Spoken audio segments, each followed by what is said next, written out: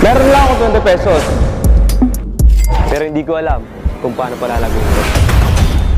Shoot ang ina-miss. Pero paano nga ba? Paano? Paano? Paano? Paano nga ba? Nakikita mo ba yun? Oo nga, no? Tara. Tara. Tara. Tara.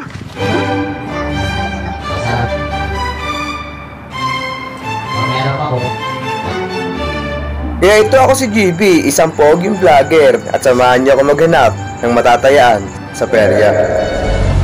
Taya dito, taya dyan, and bang! Ganun kabilis manalo. Pero guys, hindi talaga siya madali. Pero ako ito, mataas ang pangarap ko. Handa akong itaya ang 20 pesos ko. Pagampas pa lang ni Kuya, bang! Grabe yung kaba ko.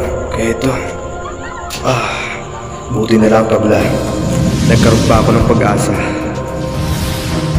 Makamit kaya ng nasabing pogi vlogger ang kanyang mithiin na palaguin ng 20 pesos? O kaya namay, umuwi siya ng luhaan at sumuha ang kanyang pangarap dahil sa karumal-dumal na pagkatalo. Back pre! Back pre! Back pre! Kaya ito na, kinukuha na ni Kuya. Sobrang kinakabahan ako dahil sa isang kalabit lang ng lubid. Bang! Maaaring bago ang buhay ko. Ayan na! Ayan na! Ayan na! Putang ina! Ang buhay ay isang malalim na sugal. Kung minsan, kailangan mong matalo para maintindihan ang halaga ng tagumpay. Sa gitna ng mga panganib at kawalan, ipinagpapatuloy natin ang pagsusugal sa ating mga pangarap. Ang pag-angat mula sa pagkabigo ay nagbibigay buhay sa ating determinasyon malabanan ang agos ng buhay. Handa sa anumang hamon na maaaring dumating sa atin. GB! Perya tayo.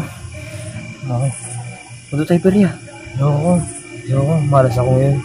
Bakit? Malas ako ngayon, pre. Subscribe. So ayun guys, nagbabalik.